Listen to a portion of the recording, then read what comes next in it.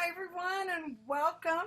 We're delighted to have you here and we are so excited about our guest today. And so let's get underway with a look at where we're headed for primary sources this week. And bear with me. As creatives and as humans, from the very beginning, there's always been a need to create, to express, to tell stories, and it's part of our universal experience, kind of even on the most primal of canvases, cave walls and shelters, telling the tales, telling the stories of our existence. It is tradition. Tradition, really, kind of the handing down of these legends, customs, and beliefs, information from generation to generation, an inherited way of thinking, long established. And we see this in many civilizations, expanding their systems of culture through these traditions in a visual way. They are the body of knowledge. They are our culture in development. And it is exactly that, the lore of who we are as a people or a group or a society or culture, that learned knowledge. So lore, when we carry that through to establishing our identity as a group or culture, really shows up in so many different forms of expression. And that collective telling of our lore through visual stories and legends and symbols and iconography is a basic part of who we are. And we see this very much within these traditions through our folklore, the collective gathering of these elements, symbols, styles, shapes, forms, all these traditional customs and traditions gathered together. Study of lore. In our folklore, we find basic shapes, styles, and symbols that we take from the ancient into the new. And even when we move into the world of animation, another form of expressing these symbols and iconography, these simple shapes and elements come together and really give us a sense of location and history and culture and society. Even in Ireland, in the earliest days of the idea of moving images, the Horgan brothers, three brothers out of Ireland, embraced this new medium, and they utilized symbols that were within their environment to explore the earliest forms of animation. This, of course, is the clock tower from 1910 and the earliest form of stop motion animation. And it's steeped from this long history of animation that ancient iconography is transformed into contemporary iconography and explored in this medium of animation over a century later through the talented teams that we are going to be meeting today at Cartoon Saloon.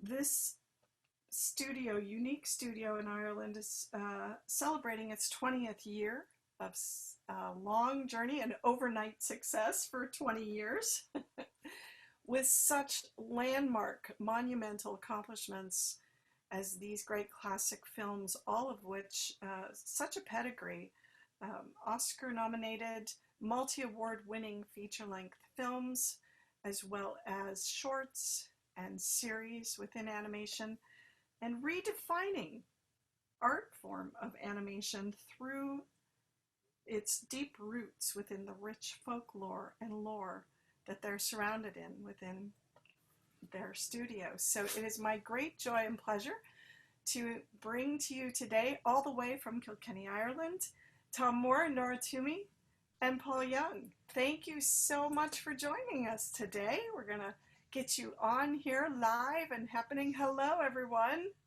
Hi, hi. Hello. Lovely Hello. music and a lovely intro, Mindy. Oh, well, That was gorgeous. Yeah, something hopefully befitting of absolutely. day. And it's such a delight. You guys have been incredibly busy, I know, with the release of your new film. And we're really excited to have you here and to share this remarkable journey with you guys. 20 years. Is it hard to believe, or is it like it was just yesterday that you started this company? Kind of 21 years. Is this kind of 99? And you guys, Tomm and Paul, were in college, kind of doing bits and pieces. We're all kind of at little bits and pieces, right? So probably it's longer than we care to remember. It does. In some ways, it feels like a blink of an eye. There's a real continuity to it all. Straight like from college. Whenever you're in the same town and surrounded by a lot of the same people for the whole time, it goes really fast. But on the other hand, it was a long old journey too. Yeah, no doubt. Now, you were all met in school together, correct? We did, yeah. We were in different years, kind of. It kind of overlapped. It was Ballyfermot College that we all met in. But yeah, I think we were in different years, right? Yeah. Well, it depended because I ended up repeating second year, and that's how I ended up in the same year as Paul. But I had been in the same year as you, Nora, the year before, so I ended up being kind of in between. Because Paula, you'd done another art degree already whenever we met in college, right? Yeah. Well, I went quite young. At maybe 17, I went up to Belfast to study art in University of Ulster, and studied illustration mainly, and combined studies of art and design and film studies, things like that. And then I went off and illustrated for a while, and then did caricatures in Greece and wandered the earth for a while.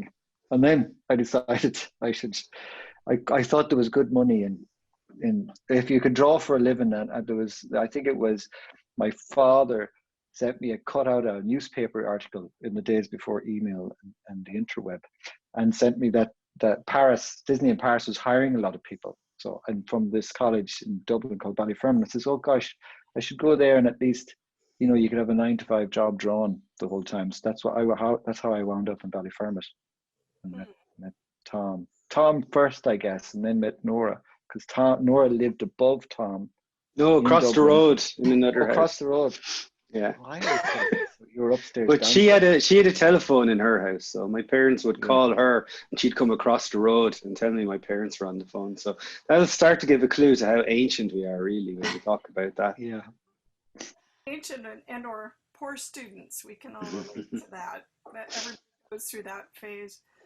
Now, at the time you were all finishing your studies, I know, Nora, you had been doing additional work, and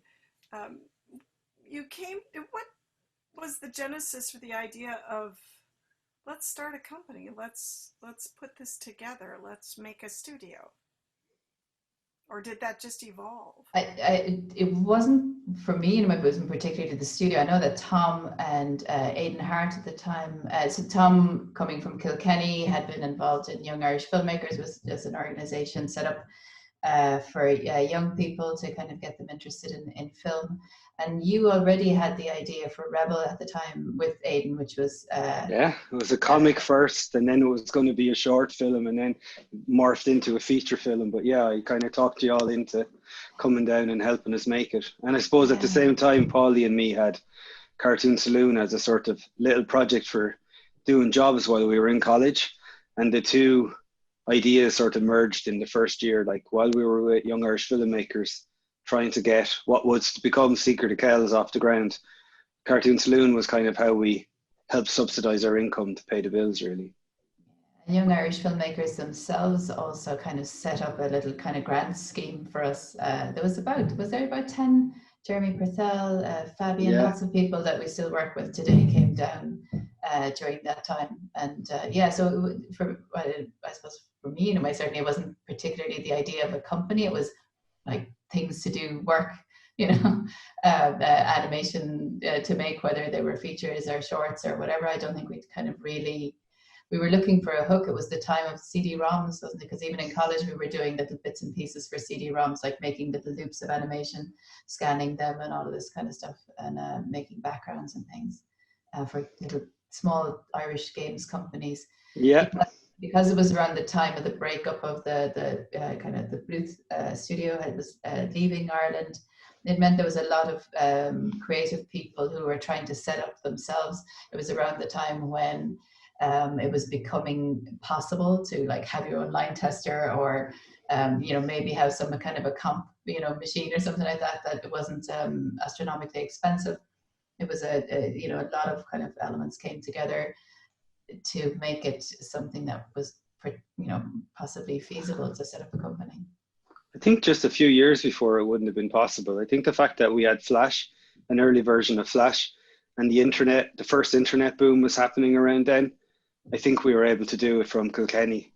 I think a few years prior to that, we would have been obliged to go at least to London or Paris or probably the States, See, that utilizing technology, allowing you to kind of work from where you were and remain steeped in your surroundings and culture and environments. How has that helped with your philosophy of what you're doing now? I think what's ironic. Sorry, Nora, were you going to say something? No, I just think what's ironic is the fact that it was technology that allowed us to stay here and focus on fairly traditional animation. Most of our friends were getting into video games and CG. That seemed to be where the industry was headed back then. And somehow we were able to focus on traditional and even like illustration and things like that, because without the internet and Photoshop and Flash and stuff, we wouldn't have been able to do it. But because of those things, we were able to focus on creating a kind of brand for ourselves that was based on traditional media and hand-drawn stuff. So it's kind of interesting when you think about it. I think we nothing. And it was, and to lose. And we were in that sort of very transient phase, and Song of the Sea and Secret of Cows went from desks we had from Murakami Wolf when they closed down, and with Little Drones and Ninja Turtles on the side. We bought all their animation desks, and then they slowly started to gather dust when the computers came in. Still, people sat at them to do drawings and backgrounds and layouts, but it gradually sort of turned where now it's nearly all everything's on Cintiqs and drawing tablets and things like that. But we had low overheads. We were in Kilkenny. Like I said, we weren't used to like earning a lot in the early days or anything like that. So it was we could just put it all into the work, and certainly putting as much onto the screen as we possibly could was something that we all shared, and not just the three of us, but because everybody who came to work at the studio kind of shared that philosophy, which is just put it on the screen as much as you possibly could. So that meant, being in Kilkenny meant that more could go onto the screen, and we didn't have to compromise in terms of, doing a lot of high-end commercials or trying to grab as much work, or Paul going to try and find us lots of work like that in order to keep the lights on and keep the everything running. We were able to just put more on the screen because we were in Kilkenny in a small town. And it shows. I mean, it really is such a deep reflection of the work. We have some early images, some early photos. Matt, if we could put up the intro PDF from the early days to get a sense of the beginning. Saloon. I'm the goat. That's a funny image that was made I think Aidan made that a long time ago. It's great. Yeah, old logo. Well, yes, the old logo. Speaks to the heritage for sure. Yeah. Let's move through and take a look at some of the earliest days here of Cartoon Saloon. It strikes me, young Irish filmmakers here. Yeah. Likely very much an all hands on deck approach in the early days, yeah? Oh yeah, it was just a gang of us from college, and we were all kind of splitting the duties and responsibilities between ourselves as much as we could. Yeah, there's Nora in the corner. Yes, low pixel Nora. Yeah. But from everything, like you would try to make your own schedule, as well as doing the animation and all of this. So it was interesting. But like pretty much everybody in that picture there, that's Jeremy Purcell and Barry Rollins. We were all in school together, all in college together. Yeah. There was a gang of us from college that came down. And the funny thing about those early days is we came down because we really wanted to study and get better and better at, like, you know, classical animation and all that. But we were also learning how to run an organization. We were learning a lot of like soft skills about, you know, dealing with clients and dealing with each other and running a company. So there was a huge amount of learning going on in those early days, besides what we initially thought we were going to focus on, which was the art. So it was all go. There was a lot of stuff going on back then. And as you mentioned, Tomm, during this time period, is this really kind of where you each sort of began to morph into your areas? Kind of, there seems to be a fuzzy definition. I mean, you guys each are off as directors, story writers, producers, and have your hands in full aspects of production. But is this kind of at this time where your roles start? Yeah, I suppose we all came down to college. I suppose we started to find out about our different soft skills, and maybe more. I probably had the biggest different direction. We're going more to sort of the sales and producing. I think maybe because I was the one, I happened to be sitting beside the phone, and then I wound up answering the phone more often. And I wound up being the person who had to then sort of go out talking to people. But so we sort of had to then learn about, we were kind of reluctant business people in some ways. We all wanted to keep drawing, but we learned sort of how to raise the money gradually and where to go. With the help of Jerry Sheeran, who's now our managing director, at the time myself and Tomm, we remember going to visit him, and he seemed to have a great handle on how you finance movies. He was making co-productions in Europe at the time. He was an ex-Sullivan Bluth producer and manager. So we started to learn about the business a little bit then too, and started to realize we need to go out and pitch and find money too. And so those kind of skills and dealing with clients and dealing with people. So we were always developing the features like Secret of Cows, and then Nora's was the first real short film that we had success with, From Darkness. And at the same time doing these e-cards for a company from California called Sugar Cube, I remember. And each person would kind of do their own little short. Back in the day when people paid for internet birthday cards in the original bubble. But it was kind of a training, because each e-card was like a little production, and you'd either split it up with one or two other people or do it all yourself.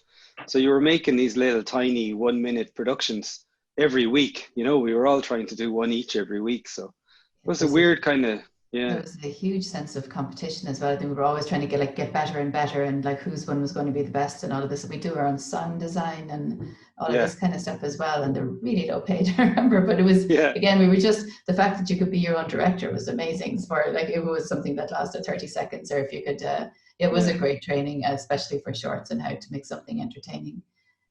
It was a kind of continuation of college, but I think I won the competition for the most ridiculous goatee. That is pretty 90s looking when I look at that photo. There's more. I think there's even more pictures here.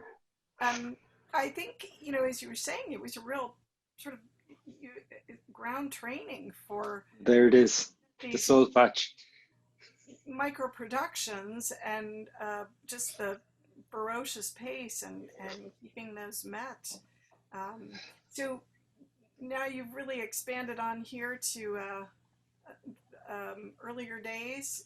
Is this time frame would be about the same time period here? Yeah, that's all around the same time. I think those first photos are very early because we didn't stay that long in the other room. And you see, there's only even one computer there. Yeah, that's where Paulie with his hat on. That's Paulie with his hat down there. But also, like, I think back then there was a real focus on the hand drawn. So the flashcards and all that stuff were kind of just funding this stuff. We were trying to do hand drawn animation and first we thought we could make the whole film, and then we fairly quickly realized we could just do a fancy trailer and take that out and try and find finance that way. So that's probably what we're working on there. Let's go to the next slide. And Oh yeah, now we're all grown up. All right. Well, I think there are some earlier images, Matt, a little earlier in the presentation. There we go. So this is probably something a little more current. Is that Breadwinner, Nora? That possibly is the early days of Breadwinner. That is, that's maybe, Stabbies there. yeah, this isn't that yet. This is fairly recent. This is about 5 years ago or 6 years ago, I think. So we moved into this building in 2004. Was it 2004, 2005? We moved in for The Secret of Kells. So we moved out of the Young Irish Filmmakers. It's like moving out from our parents and into our own building. I remember going up the stairs for the first time going, oh my gosh, this, at the time it seemed like massive rent on that place, and thinking, oh, this means this might compromise us now. This might mean that we're going to have to do a certain type of work in order to kind of meet the bills and all of this kind of stuff. So it was a funny time. We went from maybe 15, 20 up to about 70 in the space of a couple of months between starting Secret of Kells, when that got sort of financed through France and Belgium, and then Skunk Flu as well, which was a TV series that BBC and then Cartoon Network took on in the States. And so we all of a sudden ramped up.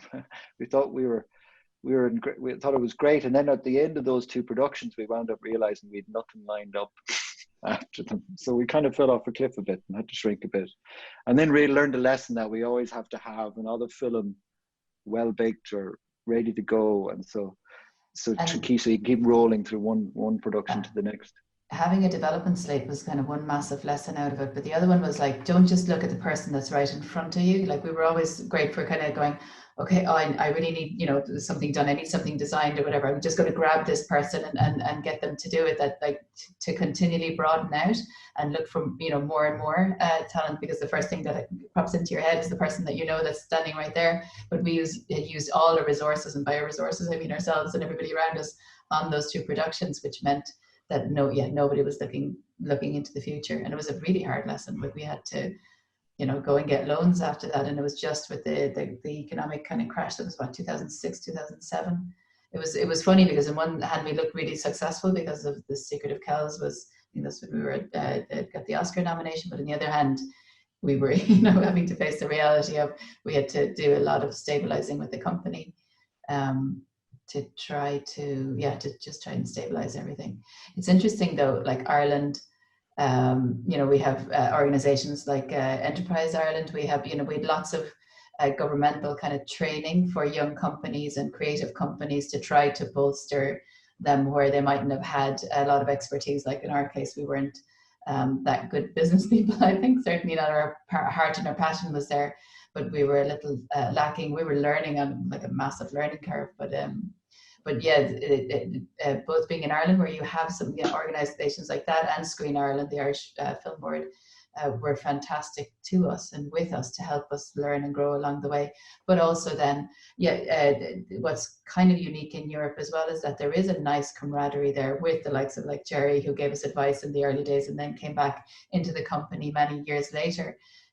But also with the other companies around Europe, like Les Amateurs, who at the time with Didier came on as financiers and co-producers with The Secret of Kells, and other companies around Europe. You find that those who you might necessarily co-produce on a project with, but they'll give you advice, and there's a warmth and a friendliness, I think. And I think certainly Paul, this is why Paul was our out-facing kind of person, because he also had that friendliness about him that meant that you could learn from each other's experiences as well. Well, go ahead. Oh no, it was key. It was the European co-productions. I think that was the big difference for us here in Europe, was being able to go out and find producers in Belgium and France, and then realizing, and then going to the various markets and to help fund your TV series like MIPCOM and Kids Screen and places like that. And you start realizing very quickly, it's like jumping in the deep end between the hours of 11 o'clock at night and 2 in the morning, when you're just trying to wander around hotel lobbies and find out who's doing what. And you start making very good connections, and you start to learn, the animation community in general, and particularly in the US as well, is so friendly and so hospitable. particularly in the States, we found when we come over, the welcome we got when we first came over with Secret of Cows was amazing. We just remember the first CTN, Polly? We were yeah, totally green. That was amazing. The yeah, amount of people we met just in that yeah, that yeah. one trip, yeah. And getting invited to the various studios like in DreamWorks and Disney and Pixar, they all represent to screen the film, and that continued over the years. So you always feel like you're never quite alone, and you've got lots of advice you can ask. You can reach out to people and get advice, and then sometimes that's actually reaching out to people and also finding co-producers to help you along the way. So it's a great network of people that you can get to know, and I started to really enjoy that, and that's kind of how I started, I guess. That's how my role kind of developed. I did started to do less drawing and more traveling, and like the traveling salesman, I guess. Yeah. Well, Matt, let's jump back to step out of this a little bit, and let's go back to, there you go, let's go back to everybody here. Now, along the way, there was an opportunity for you guys to transform into a different type of studio, but you made the choice to stay independent. How that had to have been, perhaps, was it a challenge, to a difficult decision? What were the challenges in the choice, making that choice, and what were the successes in making that choice? There was a few hard choices over the years, wasn't there? There was a few times that we realized we didn't want to be doing, say, commercials. They were taking so much time. You'd be pitching for a commercial, and there would be time you weren't working on your own projects and stuff. So I think it goes back to Nora. Like, the reason we were all doing it wasn't to become a big studio or millionaires or anything. We were doing it to kind of make our own projects. So I guess that was an easy choice. The other thing is, like, you're wealthy if you enjoy what you're doing, and if you get so lost in it that you don't realize that the day is finished, right? That's real wealth, right? It's to be able to do something that you feel that you can really contribute to, and to do it with people that you share a sensibility and a set of values with. I mean, that's it, right? I mean, because it's kind of about how you spend your day. I remember early on kind of seeing friends working in games, and they were, driving nice cars and making much more money. And, I was a young father. I was always wondering, did I make the right choice? But, as long as you had something, as long as you're making some kind of a living, and it was like an extension of that college vibe of, you were always learning from each other.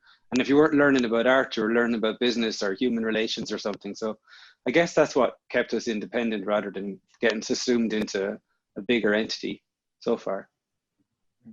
That's some terrific advice, I think, early on. Was it DJ Brunner who had suggested that, at a really crucial point, not to pursue the look of everything else, but to really retain your own voice. Talk a little bit about that and the influence that advice has had on you and the work within Cartoon Saloon. I remember it was a little bit painful because we were influenced by lots of stuff, and we were just as influenced by, say, like Mulan, as Richard Williams, as Miyazaki. So we had a lot of influences. And I remember DDA and the guy who was in charge of the film board at the time, Mark something, sitting at Cartoon Movie and literally tearing our pitch book apart, pulling out anything. And he would always say, it's the style of Don Bluth.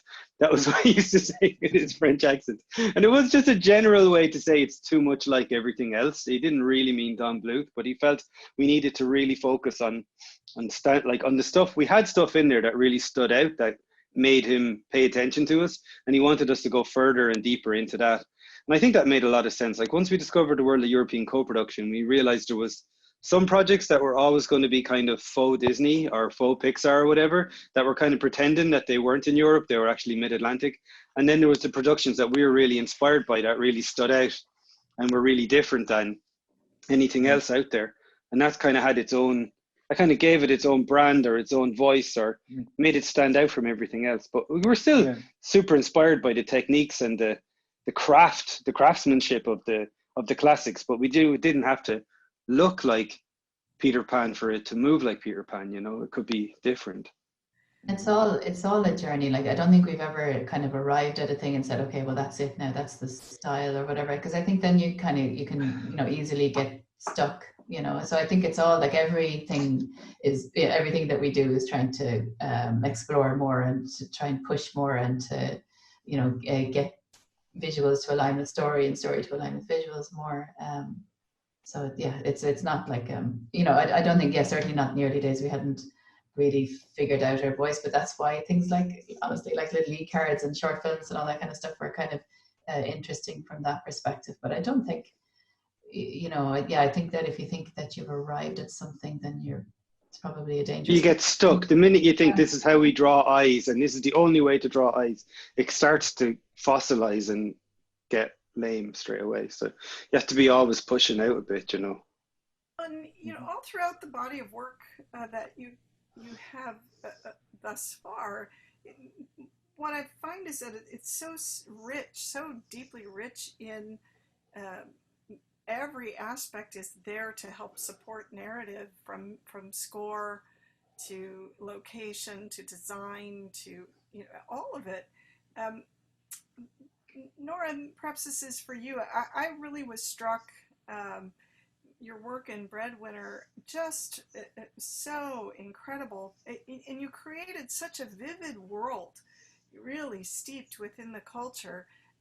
Talk a little bit about your approach to research, the preparation, kind of the inspirations, sources of inspirations for telling such a challenging story. Afghan people, is the main, everything that we see on the screen, from guys in the market with their hands, just clasped behind their back, or the peeling of the apple in the film. These all came from, memories of people who were in Kabul at the time. And just impressions. We worked a lot at the script phase with an Afghan-American artist called Amanullah Mujahidi, who helped our art directors to, again, just get a sense of what the light was like.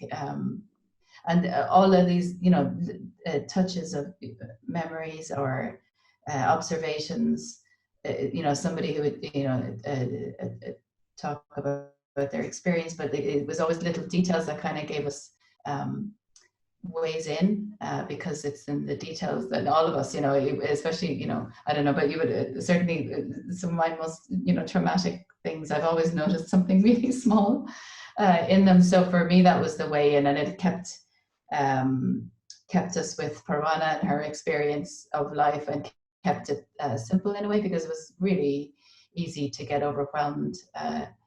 When we were doing the music, we worked with a young girls' choir in Kabul, but it was they were recording in a week where there was a suicide bombing in Kabul, and those girls made it into the Afghan Institute of Music, and they got their voices recorded to become part of the track.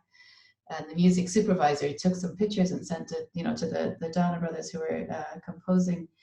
I'm not even sure what I'm trying to say. This beyond, it's all you just try to focus in on small things, and it's in the small things, and the idea even that a lot of people are coming all with their own experiences onto a project, and all using their hands or their their gift with music, or their all of these different gifts, and putting them all together to make a piece of work that just tries to express a child's experience in conflict. That's what I suppose that was the way in, and that's all I ever kind of looked for with that whole film, as in the way that Deborah Ellis, the author of the book, I think also just wanted to amplify a story and experience in a way that just put it out there, because again, we're aware that we have a tremendous opportunity to put up and out and onto screens stories, voices that wouldn't have that opportunity otherwise. Or if we can do that, then again, that's like I said, that's real wealth. Well, and it's such a remarkable adaptation of something that had been so beloved by young audiences for some time. Were there any concerns in or any challenges in definitively conveying this story? Absolutely, because I suppose reading a novel, we were looking at, kind of a younger audience, children around the ages of 10 to 12, and young people who would read a book and would be bound and contained, I guess, and have the safeguards of their own imagination versus something depicted on the screen. I think actually working on Kells with Tomm and Paul and the crew, and trying to understand how to work with tone in a way that you can layer the storytelling so that you can be available to get something if you're able for it, but then also not if you're not able for it. Working with tone in that kind of way was something that we worked on with Kells, and even with, when Tom was working on Song of the Sea was the same kind of thing, where like, how could you be true to what we were trying to tell, but without traumatizing, I suppose, or without expelling people. Sugaring pills is always something that I'm interested in. That there is, that there's a line in The Princess Bride: life is suffering, and anybody who tries to tell you any different is trying to sell you something. I think with stories, we're always selling something that's a little bit difficult. I think John Banville, who's an Irish writer, says that that stories aren't an escape. They actually tell you all of the truth of life if you're open to it, and that our job isn't to offer escape. We create as much beauty and mind and hug people as much as we can as we tell stories, but it's at the same time it's not to escape from things. It's to try to understand them, and we're trying to understand them as we tell them, I think, as well. Well, and that's a grand tradition. That's in the grand tradition of fairy tales and folk tales and folklore, is teaching the lessons of and the harsh realities of life. We tend to water them down a little bit, or lighten them for contemporary audiences, but and I think that's another part of the beauty of the body of work that you guys have done. Now, approaching Song of the Sea and Secret of Kells as original story ideas, what were some of the challenges there? I know that you went through a number of explorations and reiterations and discoveries in the process. Yeah, I've only focused on any of the films I've directed or co-directed. I've only ever focused on original stories, but they always were based on existing folklore. So it was always our history, and it was always a question of teasing out what was the thing that was interesting to me and the crew to explore, and that was more likely to be the thing that would be interesting to everybody, because you're hunting for the kind of human emotion to it. So Kells was really about, it was kind of self-referential. It was, we all could identify with little Brendan trying to be an artist against the odds, that was kind of our story too. And then the idea that art was important even when times were hard, that was something that, didn't change through all the drafts. And with Song of the Sea, I think there was a sense of sadness. There was a kind of a melancholy I felt at the time.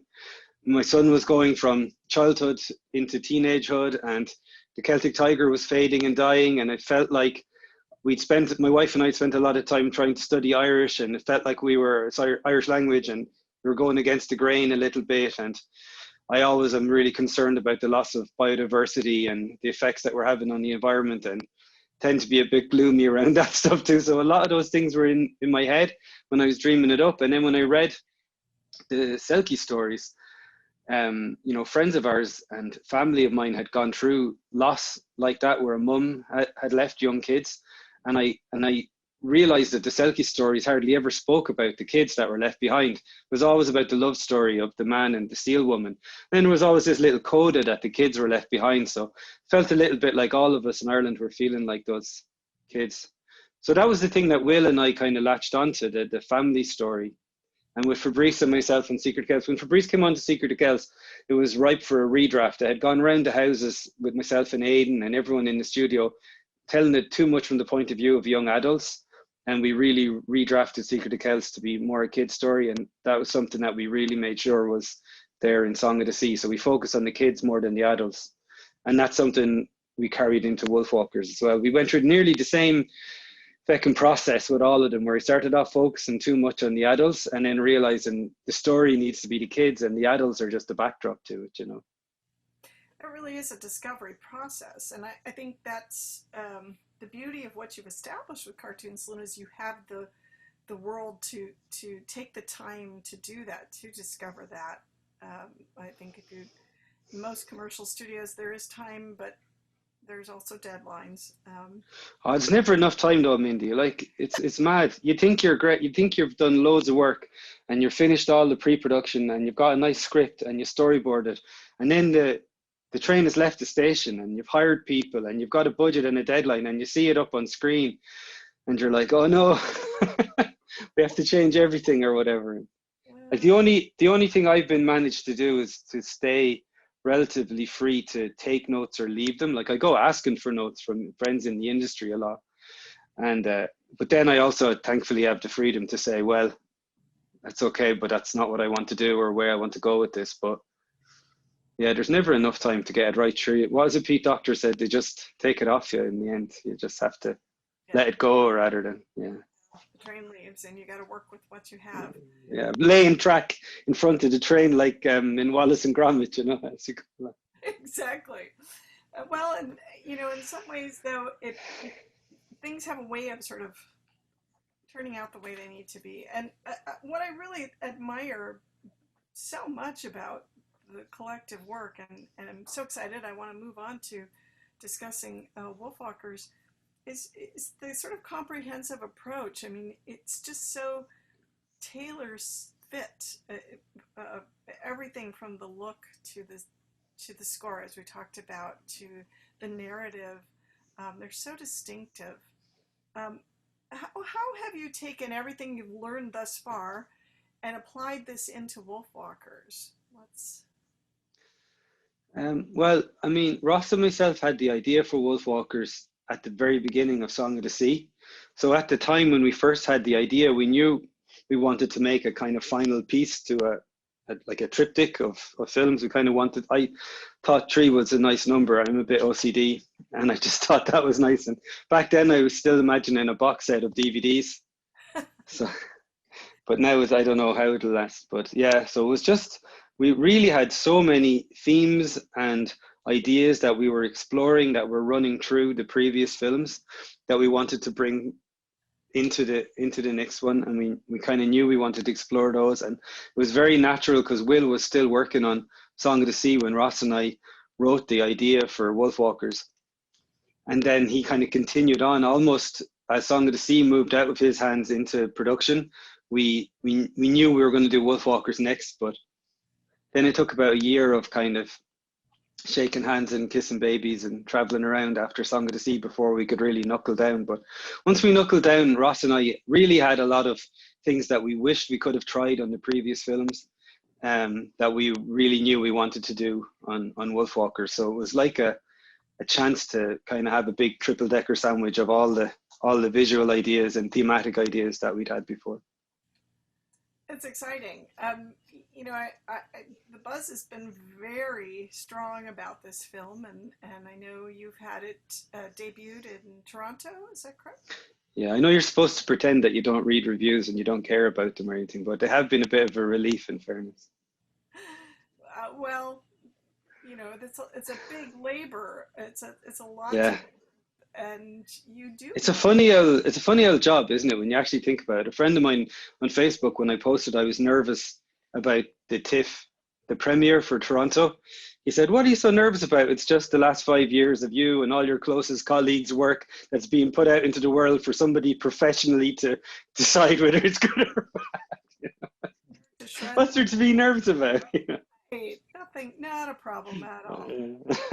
Well, let's take a look, give us a little premise about the film, and then we've got some artistry, some early development pieces that we'll look at here. But give us a little background on the premise of the film. As you said, it is the final in a triptych centered around folklore. And yeah, folklore and exploring, I think, certain themes, using a certain style. You know, who knows what we'll do next, but I think these 3 really they kind of answer each other, you know, they kind of dovetail. And I used to always say they were like being a chain smoker, but I've given up the cigarettes now. I used to light the next one off the end of the previous one. but we don't have another one exactly in the same mold lined up. But yeah, it was a continuation in a lot of way of ideas from the previous films. It was based on some folklore, like you talked about in your introduction, from around here in Kilkenny, called the Man Wolves of Ossary. And there were these stories of people from around this area that were supposedly blessed or cursed by St. Patrick when they wouldn't convert for him, that they would leave their bodies in a kind of astral projection and be wolves that wandered around the forest. And if anybody met them, they weren't like monsters. They usually like would lead people home. And there's all these stories in manuscripts and stuff when you research it, that Gerald of Wales came over and talked about these talking wolves that roamed the forests around Kilkenny. So it was a really interesting folklore, and there was a really interesting series on Irish TV at the time called Wolfland, and Ross and I had been watching it, and it was about the fact that when Oliver Cromwell became Lord Protector of England after the English Civil War, he decided to show everyone in England that he could finally tame this wild country in a way that the king that he displaced couldn't, by wiping out the wolves. So symbolically, the extinction of the wolves was a way to show he had the country under control. So for us, we just thought that was a perfect analogy for what sadly we saw going on all around us 7 years ago, and it's only ramped up since then. You can look anywhere you want in the world, but the destruction of forests and the sort of autocratic rule and stuff that the world is facing was perfectly happening here in 1650. So that was it. Like, we had the folklore, we had that little bit of history we were interested in, and it kind of tied up a lot of things that we cared about. Jim Capobianco once told me that you could make, or was it Brenda Chapman, one of the great people from Pixar that we met, told us that we could make a story out of combining things we were really passionate about with things that we kind of hated and stuff. So there was animal rights in there, and environmentalism, and then just seeing things from another person's point of view.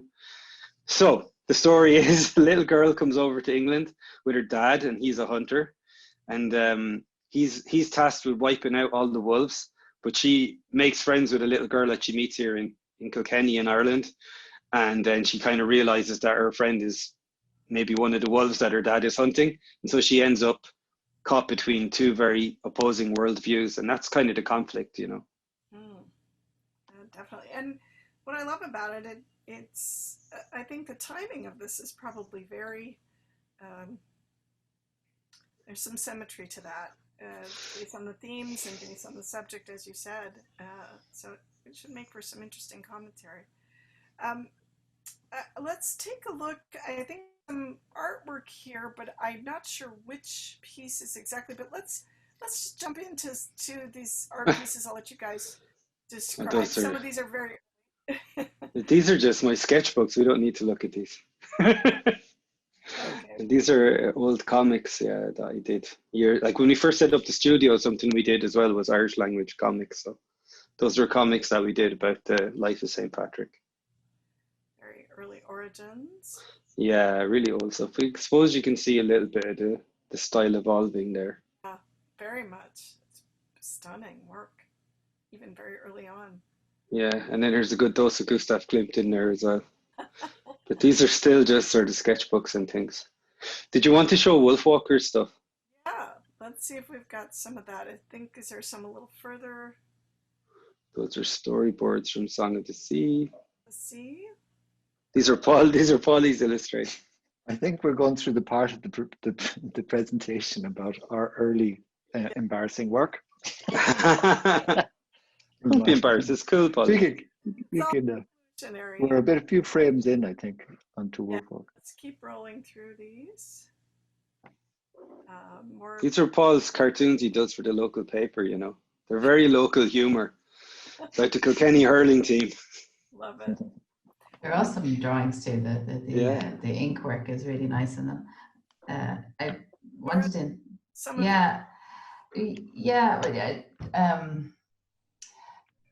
drawing as a language, I think, again, you know, it kind of, the fact that everybody doodles and draws and all this kind of stuff still, it kind of, and, you know, Paul has an amazing sensibility as an artist, but also when it comes to sound design and score and all of it, this is, you know, absolutely who rely on in terms of sensibility and especially at that point in the production where you can't see the wood for the trees anymore, and it suddenly feels like all of your decisions have to be made at a like breakneck pace in comparison to like your earlier decisions with script and storyboard and even animation. So I suppose it's just to we were trying to kind of, I suppose, recently even just chat about like what it is, like what are we in terms of being a studio. But I do think it's a shared sensibility for I don't know art, and and I don't just mean drawing. I just mean just kind of across the board. I suppose that's what drew us together in college. And again, it's not even just the three of us. I think it's like across the board with a lot of people in Cartoon Saloon. We're all kind of literally drawn together, I think. Nice one. These are your drawings, Nora, but I will say that it is massively important, even for me whenever I'm named as a director or co-director, I have to acknowledge that, we have amazing crew around us. And if it wasn't for Nora giving me feedback at crucial moments, usually more on the story stuff and all, and sometimes on casting. She's an amazing actor. She often does a lot of scratch voices as well as final voices. And Paulie too is a brilliant actor, and he does loads of scratch. And sometimes we prefer Paul and Nora's performance to the movie stars we cast in the end, And Paulie's always a big part of the music and the sound design and everything at the end. So it is true, it's a real collaboration, and we kind of rely on each other, as Nora says, when things are, you get exhausted. Like Wolfwalkers was like 4 years of production, and you get exhausted at certain points, and it's good to have partners that are able to give fresh eyes on whatever aspect of the production, Yeah, that shared sensibility, as you mentioned, Nora. Paul, speak a little bit to and as Tomm was saying, you are involved quite a bit with the scoring. The other thing I love about your body of work is the use of silence. There's no fear of silence. Okay, we can pull out of this now, since we'll get to this in a second. Thanks, Matt. I think, Matt, the Wolfwalker stuff is back before all those, all the personal sketchbook work, if you want to just scribble back. Forward? I think it's forward. I think it's at the end. Oh, is it? Yeah. Oh, it's at the end. It's at the end, is it? Yeah. But yes, sorry, Mindy. Talk about the use of sound design and your approach to it. Well, I think Tomm and Nora have been very generous. They kind of have pretty good ideas about what they want. But I think, I suppose, I always find the sound of music is like, it's music and sound is 50% of the film, really.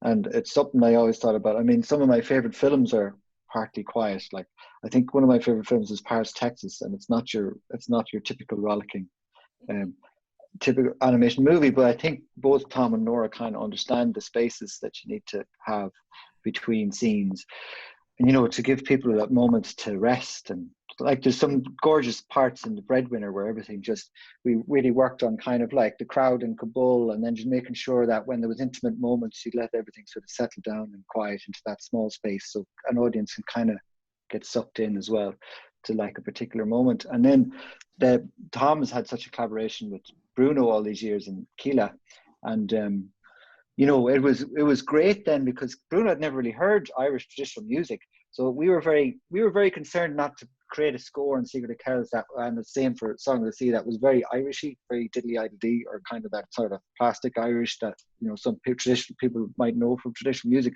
So having a French composer coming in and working with an Irish band, as it were, and when he first came, he couldn't believe what he was seeing with Dee, who is in Keela, who's a fiddler, but he couldn't believe her talent on a violin. And to him, he'd used to classical violin. So to him, it was very fresh. So we had a very fresh voice interpreting Irish music, which was lovely way to combine things.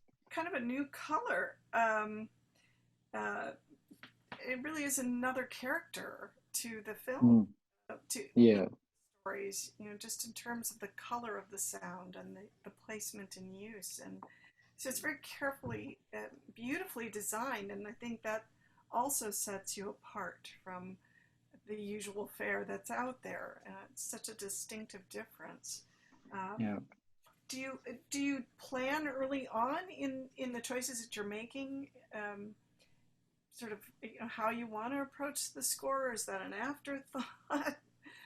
how is that taking shape in each of the productions you've done? For me, I've worked with Bruno and Keela now 3 times. And the first time, Bruno was involved kind of early on, but it really only all came together at the end.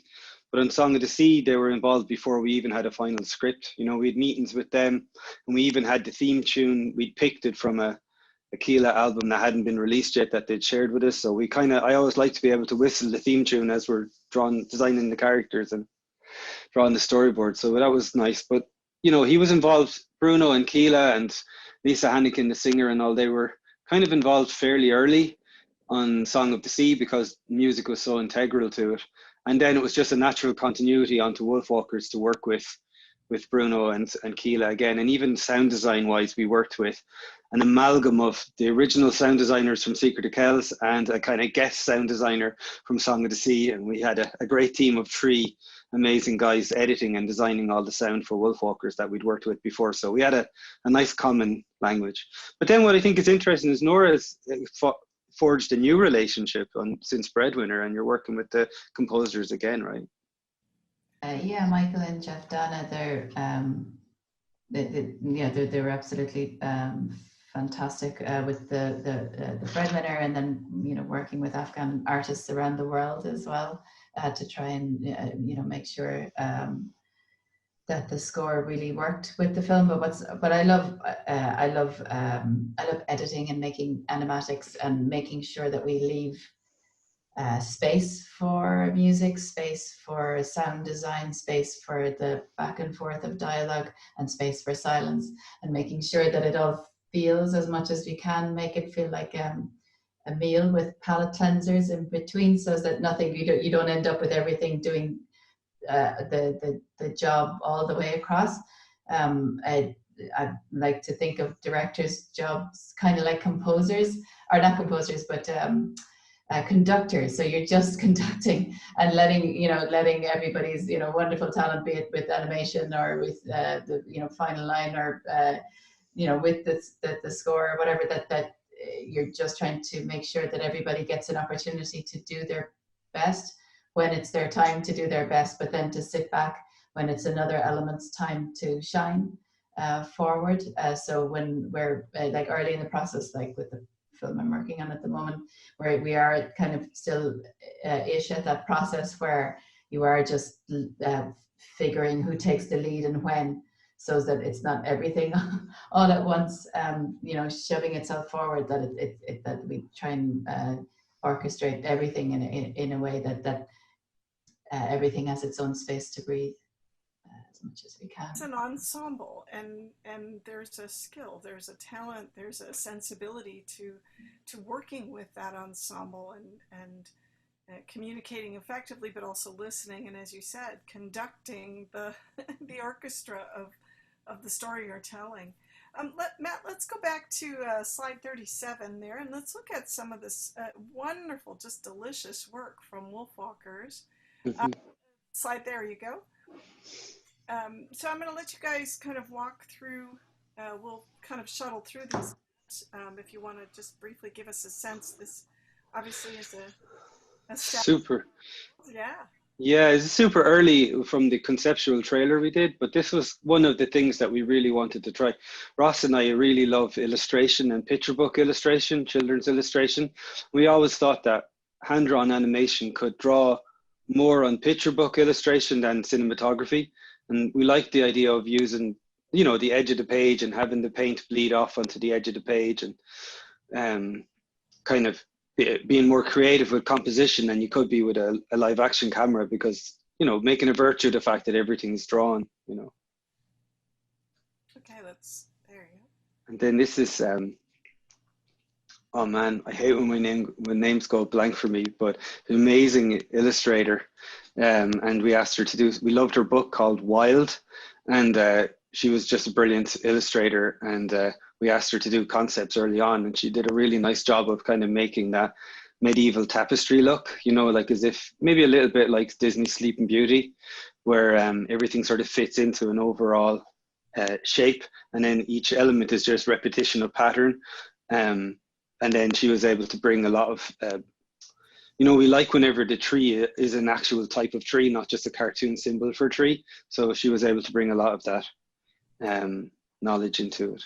Is that Emily Hughes? Emily Hughes, thank you, Mindy. Emily Hughes, forgive me if you ever see this. We certainly want to give great credit where great credit. Yeah, I'm terrible when I forget names when I'm put on the spot a bit, yeah.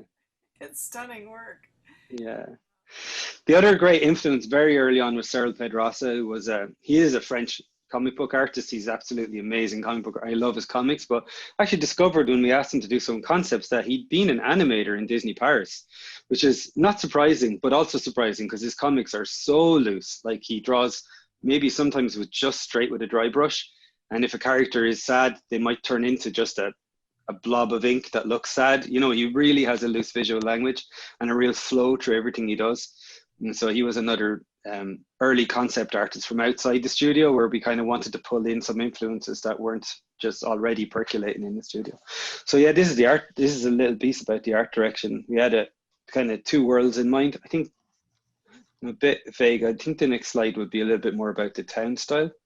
Oh yeah, so it's like this, so that we would have the characters, we wanted to get that woodblock print effect on the town and the English people, that they were like the pamphlets that were printed really quickly at the time. When we were doing our research, we realized that the printing press and fast produced pamphlets were the kind of fake news of the day, where they could print propaganda quickly and distribute it.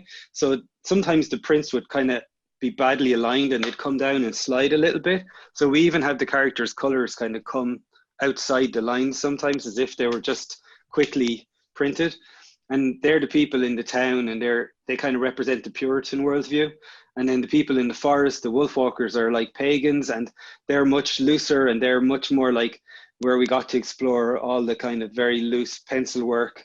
Like we loved the Tale of Princess Kaguya by Takahata, and that was like very expressive pencil work. And so we kind of felt, okay, Robin's going to go on a journey from the world of the Puritans to the world of the Wolfwalkers. So as she changes, the way she's drawn will change, and the way she sees the world will change from a very woodblock print to, so it's very expressive, and it's more like a French bande dessinée approach, you know, where you change how you draw from panel to panel, from page to page to tell the story, as opposed to the Belgian tradition of, you know, that you're used to kind of almost like a little set, like in Tonton or in Asterix, you know.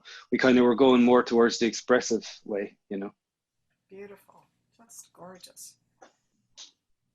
So yeah, it was nice because it meant that we could do stuff like in 101 Dalmatians, where they left the rough construction and everything of the characters in. And that helped to show that Maeve was really wild, and she hadn't even been like cleaned up, you know. She was just kind of scratchy, whereas all the kids that were chasing her were all like little block prints. They're like super tight clean up and very Walt Paraguay. yeah, exactly. He had these really early explorations for 101 Dalmatians that were like modern art. Like they were like super cool, and we had them stuck up as one of our inspirations in the room actually at the time. He was a character. He would have. I know. I listened to an interview with him one time on the Cartoon Brew, and he was swearing like a sailor, and he was giving out yards about Eva and Earl and all.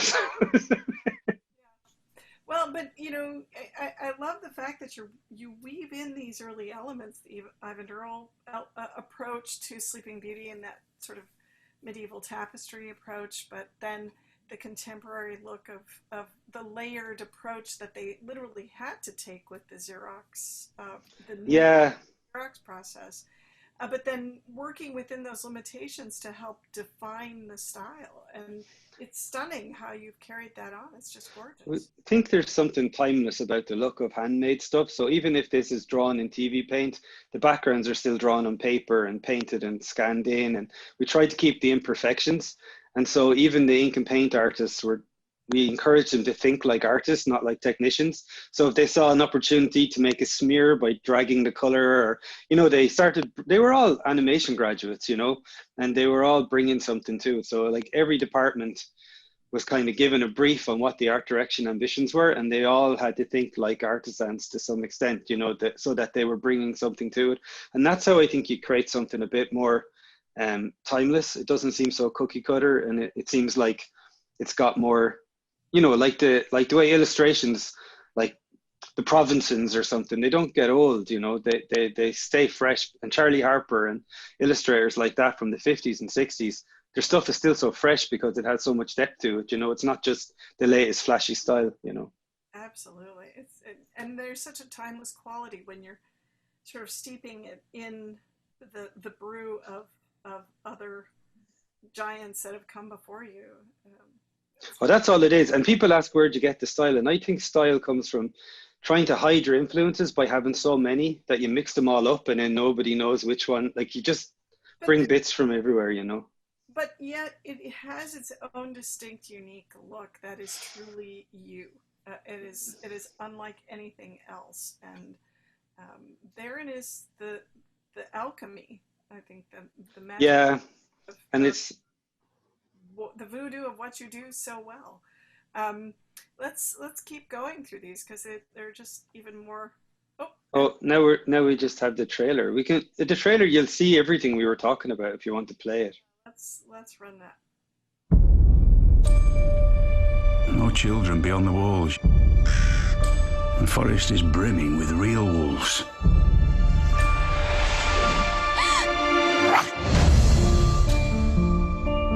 Wait!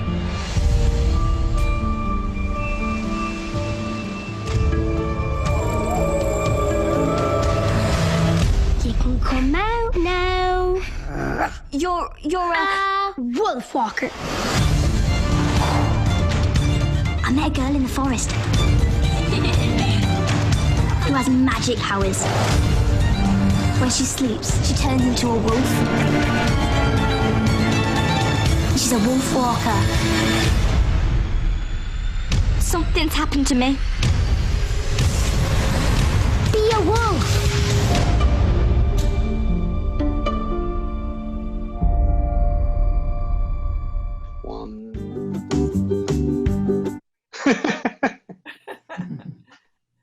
Oh, sweetest sight. Thanks, Nora. You got that. Thanks a lot. Stunning. Well, and I see, you know, even that world, that the rooftop sequence there of you see the little Paraguay influence there. Yeah, and it's funny because I guess he was looking at other stuff too, and it was the same with Song of the Sea that, like, Adrian Merjo was the art director on that, and Ross was the art director on Secret of Kells. And Adrian was a French guy. He grew up in the south of France, and I was showing him all the Irish, like, you know, some of the stuff in your intro, like the megalithic art, and he was seeing connections between that. Like that's so familiar to us because we've seen it on like tattoos or on the currency when we were kids, and it's just everywhere. But when he looked at it, he was seeing it fresh. And he was seeing comparisons to like modern artists like Klee and Kandinsky and all kinds of stuff. And I find that so interesting in the studio because we have this like international crew and they come from all over, and then they look at the references that we're looking at and the connections they make are always fascinating, you know.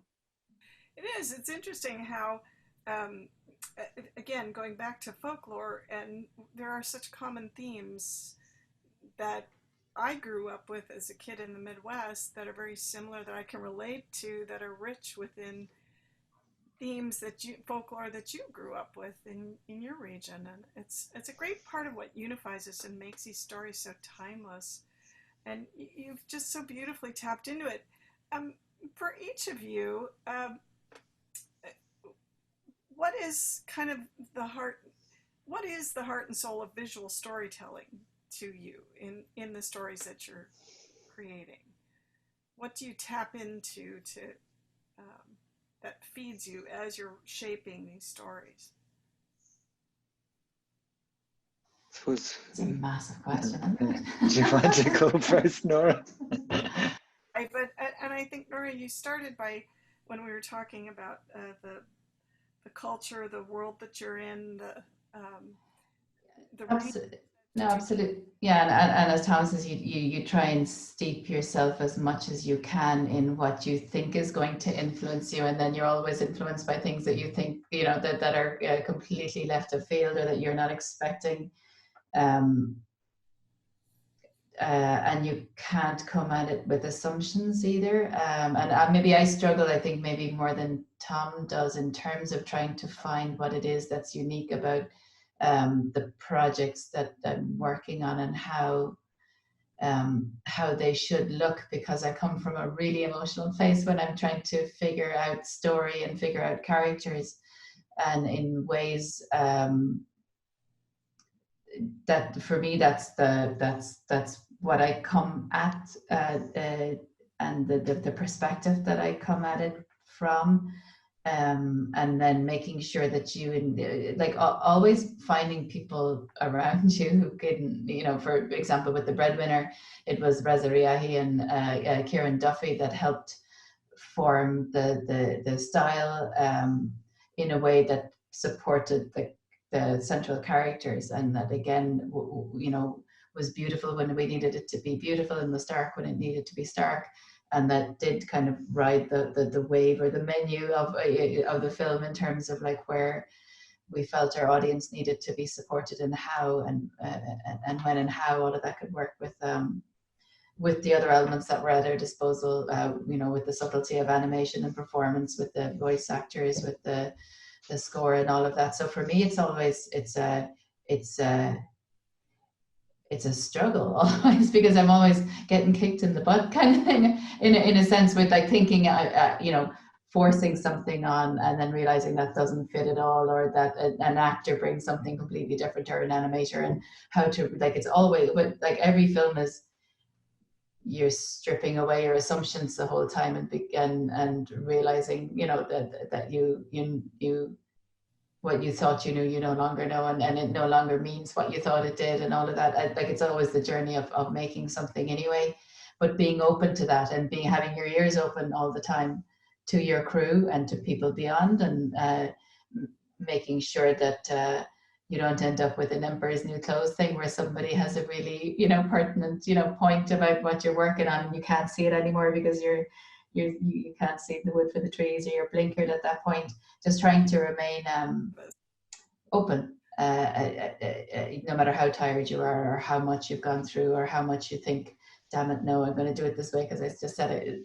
We just trying to keep that openness, so that when you are conducting, it's in an invigorating way, I guess, when you're working with your team. They're all a struggle, and as Tomm says, you always run out of time. But whatever set of assumptions you have as well, like I said, I continue to get my butt kicked every time I think I'm going to approach it this way, and it's going to be like this, and it's, and trying to remain aware enough to be open to the truth wherever it happens, because that's what, at the end of the day, what your audience connect with, no matter how young or old they are, or whether they like animation or not. That's I think Nora, like, I'm thinking about Mindy's question. I'm always in awe of Nora as a filmmaker, because I think she's much more organic and instinctual in how she finds the stories. I always, myself and Ross, really come from a place of like building a structured visual language, and what we try to do, like, from visual storytelling point of view, is to like work out a shape language, and almost to the point of cliche, and a color language almost to the point of cliche.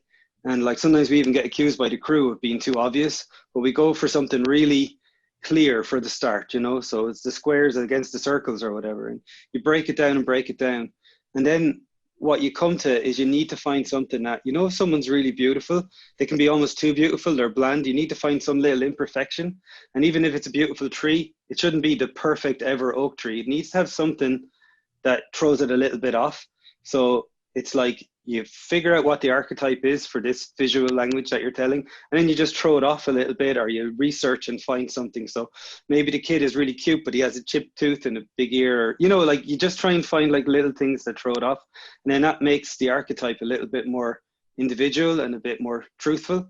Because I think a lot of the cartoons that I really love from the 60s and 70s from Japan and Eastern Europe and China and stuff are totally archetypes. They're just ciphers. The characters are just representations. Whereas we're trying to have our cake and eat it by having like a visual cipher, like a visual avatar that we can imagine is us, but also make them peculiar characters and make them someone you can relate to. So like I remember noticing that you could barely see Paul's little daughter Robin looks like Maeve a little bit. She's got red hair and you can barely see her eyebrows. So we just left Maeve's eyebrows off, which was a really interesting challenge in terms of character design, but it made her a little bit more interesting and different, because she's so fair, I think, when she was small. And then He Robin was has a about to little. burst in there about 2 minutes Yeah, you can see the real life Maeve.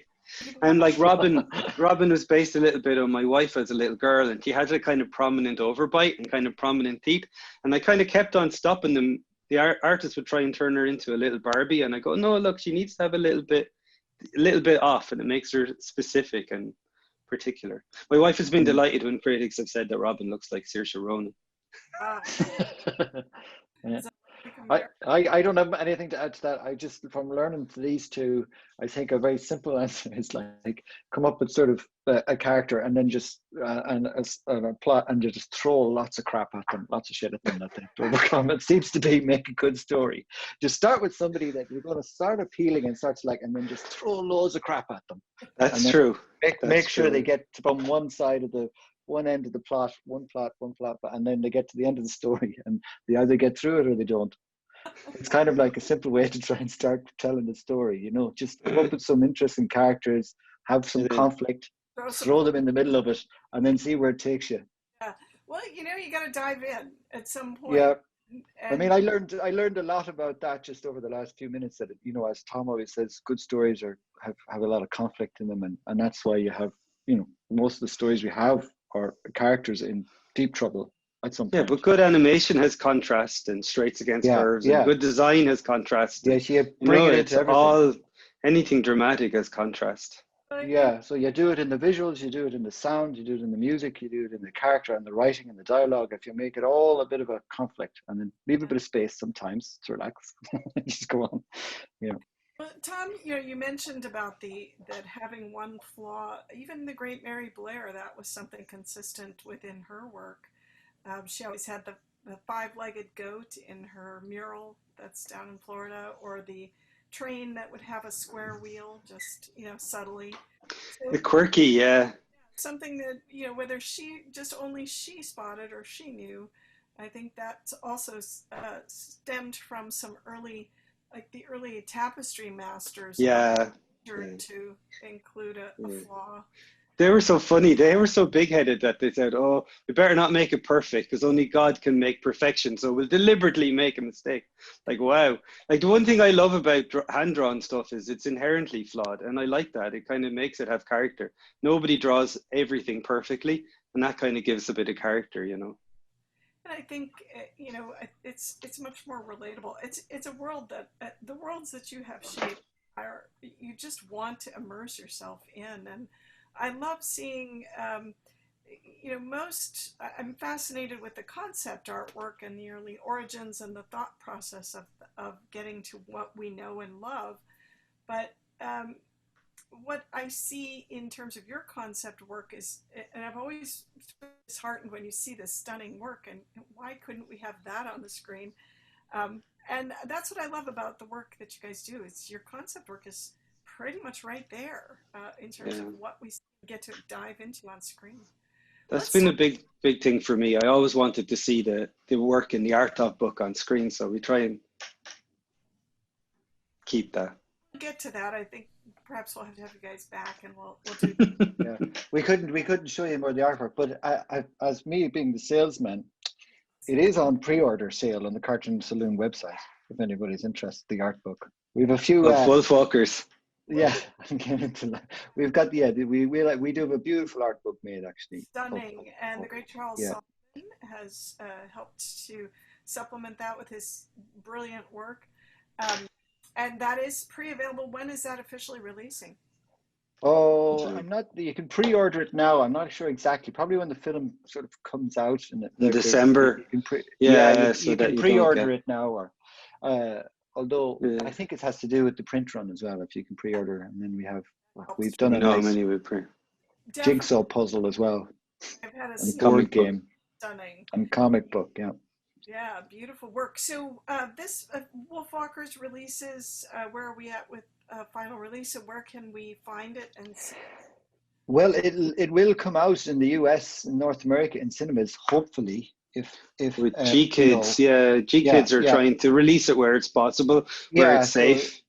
So there'll be some kind of theatrical release up until about December, and then at some point in December, we're kind of staying flexible so we can get it in cinemas as long as possible, and then sometime in December it'll be on Apple TV Plus. We're not allowed to say when exactly, but it will be December. We don't even. The month, but before that, it'll come out with G-Kids, and it'll be out in theatres here in Ireland and the UK on 30th of October. We're bringing it out in Ireland and the UK, and in it'll come out in France. We have our partners there, distribution partners in France. So it will have a lovely. It's great for people to see it on the big screen, but challenging these days, but. Hopefully, people will still be able to get in to see it in the theatres. Yeah. Now, what is ahead for each of you? Nora, I know you're working on a new project. We could maybe... working on a film called My Father's Dragon, which is based on a children's book by Ruth Stiles Gannett, which was first published in 1949. So Ruth is 97 now, and we've been working on it the last while with an amazing team in Cartoon Saloon, and Netflix will it's for Netflix. So yeah, it's a story about a young boy who meets a dragon, having had some conflict with his mom. So it's a lovely world, lovely story. There's a nice depth to it, which I really, really like. And speaking of conflict, there's a lot in a few lines in Ruth's book, which kind of, in the book, the mom is angry at young Elmer because he's kind to a cat. He gives some milk to a cat, and it just set my mind off thinking about why would that be, and how would that come to be, and what was their life like, that some milk would make a lot of difference like that. And then the idea of shielding children from the adult world and all of that, and all its conflict and stresses and strains. So, and how children use their imagination and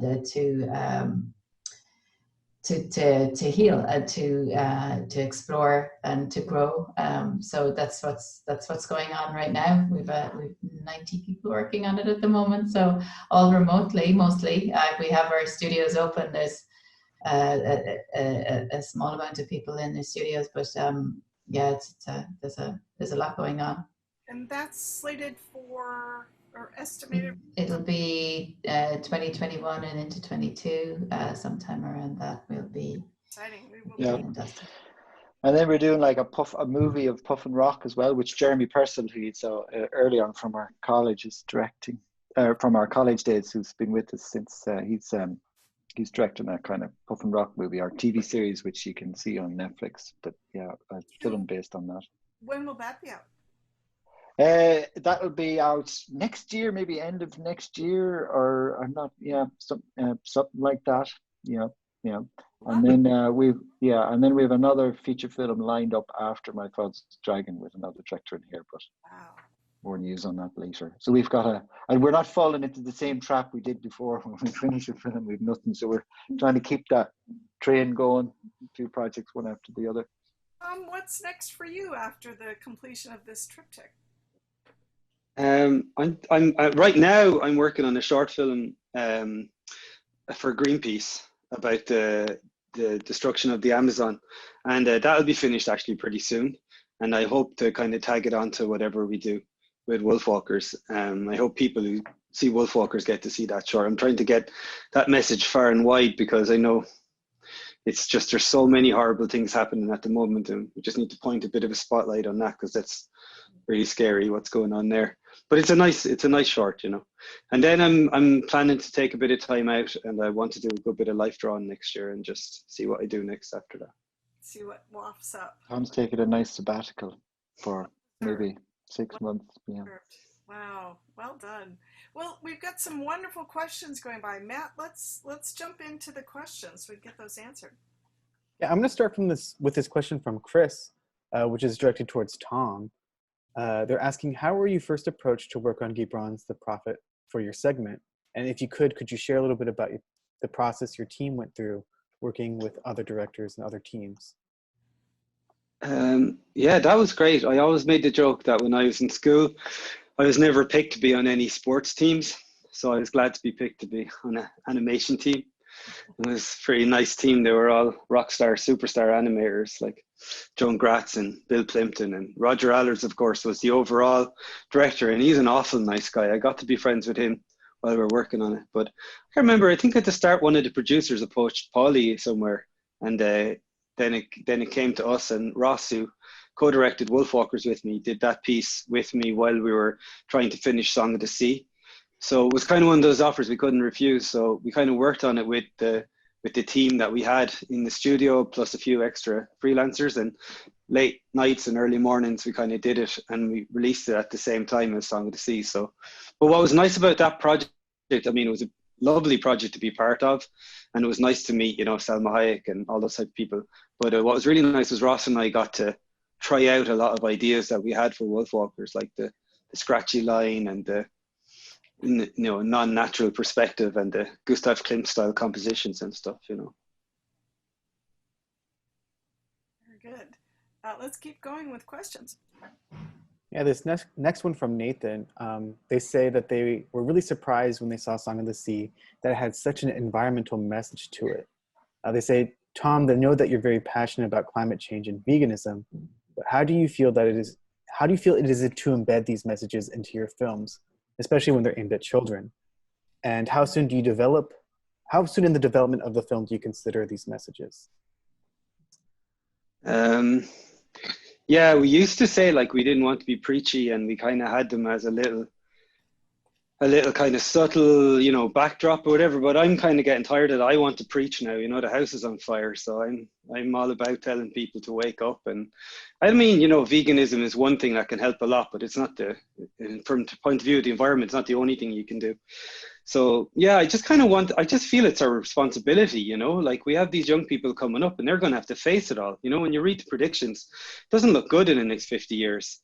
When I look at my little granddaughter, she's only 2, nearly 3 years old, and I think about the world she's going to have to take on. So I think it's all the more a responsibility to deal with those themes now for her generation. And, originally I was thinking about my son's generation when I was doing Song of the Sea. So I just think it's part of all the stuff Nora said earlier. It's always there, and because it motivates me so much, and it was so important to Ross and everybody working on Wolfwalkers. It was just a thread that ran through it all. But the little spark of hope that we tried to bring in them all is the fact that you can see things from a different point of view. You can change. You can learn from each other. You don't have to get locked off into little silos and don't listen to each other. And I suppose that's the main thing, is if we can just get people to see things from other people's points of view, we might have some chance of addressing these things. Do you feel that? I hope that answers your question. I would think so. Do you feel that that's kind of one of the big responsibilities that we have to use this medium, to use this platform to get people to I think when you stay independent and you're trying to make, art films rather than, films that are just, designed to entertain, which are fine. I mean, we need entertainment, we need funny movies. I love funny cartoons. I love funny movies, But if you're making a film and you're going to put 5 or 6 years of your life into it, and you're going to, blood, sweat and tears trying to raise the finance and all, you kind of want to offer the kids that watch it something a little bit more than, fart jokes or whatever. So for me, it's a responsibility. Like, I remember when I was a kid, any movie I saw, especially a cartoon, like that was major. Like now I watch films all the time and I kind of forget, oh, did I watch that one? Did I see that? Oh yeah, Tom Cruise was in that one. But the films I watched as a kid, like they stuck with me. Live action or animation, but particularly animation. So maybe the films that we make might be one of the first movies a kid sees. And so you kind of have a responsibility to make something that has a bit of substance to it, I think, without being too heavy or freaking them out or scaring. That's the balance, I guess. I freaked out my little granddaughter, tried to show her Song of the Sea, but she's too young. She got frightened by the witch and I felt really bad. She just wants to watch Frozen, No, but children find, I remember my son getting freaked out by something that he saw in an episode of Peppa Pig, like they find it anyway because they need it, because it challenges. And the great thing, as parents and as adults in children's lives, is that we can sit beside and give a little bit of time and talk through and put the arm, around in a way that is responsible and facing the things that children are going to have to face, because they'll find them anyway. Whether it's can be in the shadow of a tree, that they'll see something that challenges them, or in a dream, or whatever, or something that nobody intended in the softest of stories. They'll find it, it's about how you teach them to deal with it, right? It's given a tool for them to deal with it. Great tool to do just that. My favorite quote of all time is, I think, Chuck Jones, when he said, "We have to make films intelligent enough for children, but simple enough that adults can follow it as well." I like that. In that, oh boy, is there ever sage insights. Matt, let's keep going. I want to make sure we get these great questions asked. Yeah. Our next question is not a biased question at all, from Tony Bancroft, who was wondering, how is Mulan the most meaningful and, quote, best movie ever made in animation for all of you? Thanks, Tony. But what I will say is, I remember getting the art book for Mulan when I was in college, and I was just honestly blown away by the refined style. It was quite tasteful, I thought, in that it wasn't over the top. It was I think there was some Hans Backer work and some amazing work in there. There was even a couple of pages about how they composed with just a few lines and stuff. So I thought it was very tasteful how it integrated Chinese brushwork into it. And there was a sequence that was a song that was all done in the style of Chinese brush painting, and the opening with the Great Wall of China and stuff. And yeah, I thought the animation was class too. I really enjoyed the animation a lot too. There was some really snappy stuff in there. Just when we were getting panicked about hand-drawn animation, I thought it had some really nice stuff that could only be done in hand-drawn. So yeah, I know it was a joke question, Tony, but it did have a big impact on us. Tony directed Mulan. The horse is coming over the hill. That's what I remember. That was me. I think Tony directed it, or his brother Tomm directed it. I'm not sure. It's amazing. Oh, get him. Let's keep going, Matt. Tony did have a real question here. That's have the budgets changed for Cartoon Saloon over the years as you've had more success in films under your belt? Oh yeah, we're rolling in it now. Just rolling in it. It's just like no. Well, no. They have. We've been able to progress. Yeah, much better. It's like also, I mean, yeah, we've been able to, because of the I guess the attention at the first couple of, Secret of Kells and then Song of the Sea were generally pretty much the same kind of budget. And Song of the Sea was a little bit less than Secret of Kells, actually. The budget was a bit lower because Secret of Kells did well critically and awards-wise, but it didn't make a whole load of money in the first instance. So Song of the Sea we had to make for a bit less. But then, bit by bit, I mean, we're still talking tens of millions. The most we spend on a budget, maybe 30 million. Like, I think Wolfwalkers came in around 11 or something. So we're not talking big budgets, but for us who made Secret of Kells for 6 and Song of the Sea for 5.3, it's a big leap forward. Yeah. And it's interesting now because there's a few more, we have these, the new streamers that have come on board that are looking for content. It's been great for animation companies like ourselves, that where there's a few more options out there to go on. It's a good time to be a producer in one sense, to go out and try and find content or raise finance for something that you're doing. Except for it's a pain in the neck the way hand-drawn animation has had such a comeback. It's hard to get artists. Everyone's competing for the same hand-drawn animators. What's really interesting is what's happening, can start to happen in TV series. We've got an amazing project we're doing now, which is a serial, and it's the most expensive feature project. Yeah, so the most expensive thing we'll have done, and it's like every episode is half hour. It's a limited. It's 20 episodes. It's set in 2 seasons of 10 half hours, and we're really excited about it. It's like a continuing story, and that's kind of an interesting thing that's happened with streaming options, is because you can have these animation for TV was always episodic, and and it's a completely different kettle of fish doing a serial. It's like one long story, but it also means you can really get into it. You can have kind of one writer as well and one director, a small team writing an entire Breaking Bad for animation type thing, where you have a what I like about that, what I find exciting about that format is a feature film is more like a short story, and a serial like that can be a little bit more like a short novel, maybe, kind of.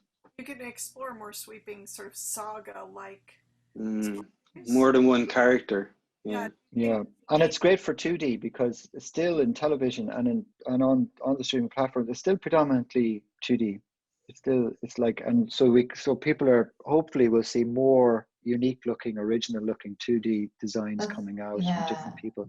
And I think that's what's been nice, even for us, after the 2 decades, is now we're not being asked to be somebody else anymore. We're people come to us because we're us, and we're not there isn't an expectation that we change necessarily to suit someone else's expectations, which is really good. And then I guess also with different avenues for audiences to kind of reach our work, that's also been a breakthrough for us, and certainly it's interesting to see what that will do in terms of the stories that we're wanting to tell, and the lack of compromise, I guess, over the last 2 decades, and things that really mattered to us, like how we spend our days and the stories that we tell and how we can find meaning in them, in what we do on a day-to-day basis. It's interesting to see that over the next 5 years and where that will take us. Yeah, doors, instead of you having to knock on doors and introduce yourselves and make your pitch, Paul, I imagine that's changed quite a bit. Doors. Well, the Wolfwalkers, how the involvement with Apple was a lovely example of that, because we had known Tara Sorensen, who took on the role of kids and family in Apple for kids, and we had worked on a show with Swampy Marsh in LA called Pete the Cat. We were an animation studio on that. It was probably the last sort of service job we did, but it was really enjoyable. And Tara was involved in that, a couple of other projects, and then she moved to Apple. And I think me and Tomm, because we were over for Song of the Sea or the Breadwinner. I think Breadwinner. It was a Breadwinner. We went down and met her, and it was an easy pitch. Yeah, it's a great time to go in. Obviously, the week before you're going to the Oscars, all the doors are open. It's great, so you can go in and say hello to people. And it was very funny because we were there pitching some TV series ideas to Tara, and then she says, "Well, what about Wolfwalkers?" Because she looked at it while she was in Amazon, and she says, "Well, can you buy features?" And she says, "I don't know. I'll ask." And then she rang up the next day and says, "Turns out I can buy features." So it was great. So very quick. It was probably the quickest turnaround for a pitch we've ever had. We kind of had some money built up. It was already like an Irish, French corporate and Luxembourg, but this kind of really really kicked it off into green light. Then being able to do that deal with Apple. Perfect timing. Great, exciting stuff. Matt, let's continue. I know we're getting some good questions. Are we getting short? Do we have to answer quickly? It seems it seems rapid fire, is it? We'll just go ahead and go into this next one from Kevin, who's asking, what are some important lessons you learned in regards to starting such a big project with fellow artists, especially when talking about getting things done and alternating responsibilities? Did you keep tabs on each other's progress, or was it just everyone is overflowing with effort and overall enthusiasm? There's a big lessons in that, I think we have found. I think we didn't have enough. You go, Nora, sorry. No, I was just going to say, like with Kells, we were all peers, and that was difficult because we were trying to, all, have roles that kind of suited our skill sets and that, and it's difficult if you're setting something up with your peers. That can always be, it can be difficult finding ways of being honest but encouraging, because you can say 20 positive things and 1 negative, and everybody remembers the negative, and they'll have a shield up to the negative, like, the next time they see you. So you're just always making sure that you're trying to be encouraging and energizing, honestly, as much as you can be, because it's the more consumed you are by your project or whatever, the more likely you are to say, well, this is wrong and that, and only see that and forget that you're dealing with human beings who have feelings. And, I don't know, but most of the artists I know have, are really modest and have issues around self-esteem and their work, and you could point at the same piece of artwork and say it's crap or it's brilliant, and they believe the crap, easier than they would the compliment. So finding ways. And again, as a director, oftentimes you're cheerleading, as much as you can to make sure that everybody stays really, really invested in what they're doing. and that you give up ownership of what you're doing in ways as well to make sure that other people have a sense of ownership on the work that they're doing, and you're not just using them like a hand. Those are all things that are important, I think. But it's also, I don't know if there's any other way to do it than just it being difficult. It's just always, anything that seems to mean anything is like, it's hard. Like, you know, everything is hard. So just like, I think Tomm sent around something the other day, just saying, you know, that you have to enjoy what you do, but it's also difficult. So trying to find the joy when you're on it for maybe, as Tomm says, like 5 years or whatever, can be consistently difficult. But then like having your team members to rely on, and for them when you, on your tired day, that they are energetic, you know, that's always really encouraging and hopeful as well. And especially if you're working on something like with, you know, Tomm and Ross working on Wolf Walkers, where the themes were so important. I imagine working together on something like that and being able to rely on each other on your off days. You know, there's so much work to go around, and there's so much encouragement to go around. If you try and balance the encouragement, make sure that that's there as well, then everybody will stay invested. I think it boils down to emotional intelligence. I actually realized, seeing some directors work in our sister studio, Lighthouse, that you don't even have to be a brilliant drafts person to be a good director. You just have to have good emotional intelligence and a good idea of what you need, where you need everybody to head towards, you know. That's been a learning thing for me. Yeah.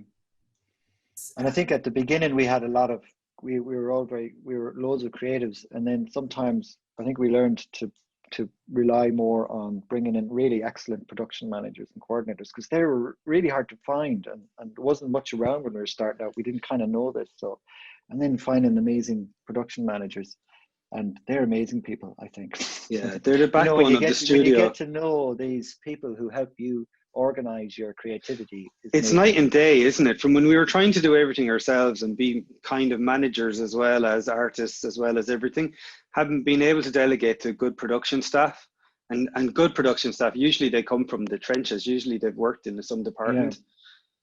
Yeah. And they're great. And then same with the office. Like, we have an office now that I never imagined we'd have, with accountants and all kinds of different types of roles, and they're so important because they all take great pride in what we do. And I love that. Like, we have a lawyer who works with us, and she's so, I think because her kids are young enough to enjoy the projects, she's always so excited about our projects when they're done. And that's important to remember, that they're part of the team as well, you know.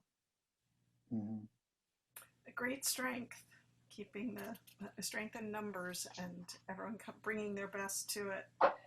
Matt, let's go for one, hopefully two more questions. Yeah, here's another question that says, if you look back on your time with Cartoon Saloon as creators, was there one moment that stood out, like an aha moment when a light bulb turned on for all of you?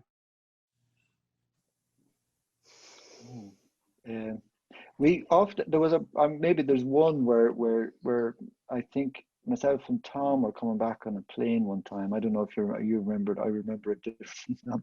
But we were always wondering whether we were struggling with being in Kilkenny as a location, and, you know, being away from what seemed like the centre of things in either London or Dublin or Los Angeles and stuff like that.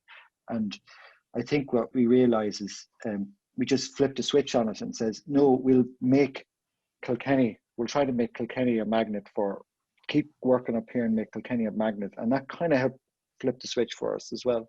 And then bringing in Jerry bringing in more accountants also helped from a business side. I'm talking about very business things. What I found. But, my Siri on my watch has decided to answer. I'd say for me, that was a flip for switch there.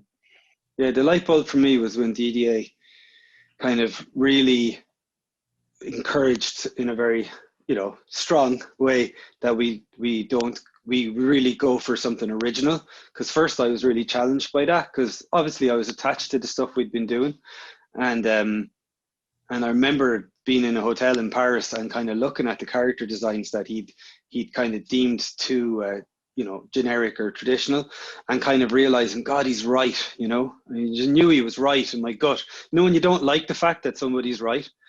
And that weekend, we started really leaning into the more extreme stuff that we thought would only be for like a dream sequence. We said, hey, maybe this could actually be the main character. And that was a big turning point for me. After the years of doing e-cards and commercials and stuff, I realized, okay, now we're really going to lean into doing visually very much our own thing. So, yeah. I'll take a different aha moment, which is around story and realizing the first time sitting with an audience. And I think I might have actually in Annecy with the first short, sitting there and realizing that the short I'd made was no longer mine. It belongs to the audience. So whatever they were experiencing, that was their experience with what was going on in front of them, and it wasn't me anymore. So I repeatedly have that. Where all of my own connections with something are not somebody else's, or when you hear some feedback on a piece of work that it might be nothing to do with your intention, or might be something else that you realize that you have to leave space for your audience, like leave 50% for your audience, so that they can come forward with their own experiences and engage personally in something, and then, like I said, it's no longer yours. It's a beautiful statement, a beautiful point about art in general. And I think as artists, we're so protective of our work and our voice, but really, truly it has to be placed out there in the wider world and allowed for others to bring themselves into the experience. And we often forget that. That's a beautiful point, Nora. Paul, I wanted to circle back to, you talked about how it really was about bringing the world to Kilkenny in many ways. You're very involved with Animate Ireland, as well as is it Kilkenny Festival that you've started? Kilkenny Animated. Yeah. So it was, I suppose, at a certain point we had said to ourselves, look, let's stop talking about, oh, we should have an office here, let's just make it, let's just bring people to us as much as possible. And part of that was also, we encouraged another studio to set up in Kilkenny. And then we turned out partnering up on that, which was, we partnered with Mercury Filmworks to set up Lighthouse to do more work. And in that way, sort of creating kind of a gravity well of talent. So we always were bringing people over from Europe, but we always felt a little bit lonely in Kilkenny, So that was one of the problems, because a lot of the other studios are all centered around Dublin, like a lot of the studios in America would be in Los Angeles, I suppose, or New York. So you felt a bit lonely. And so when you might have gaps between projects, your animators have no other place to go. They have to make a big commitment to come to Kilkenny. But with maybe even having another studio in town, there's another, island to swim to. Although, funnily enough, we managed to switch to like basically trying to have 3 productions going at all times. That was another kind of secret, which was always to have 3 productions in the pipeline, because if there's a gap between 2, one of them, they fall into the gap. So over the last few years, we've managed to grow the studio and haven't had to let people go in a long, long time.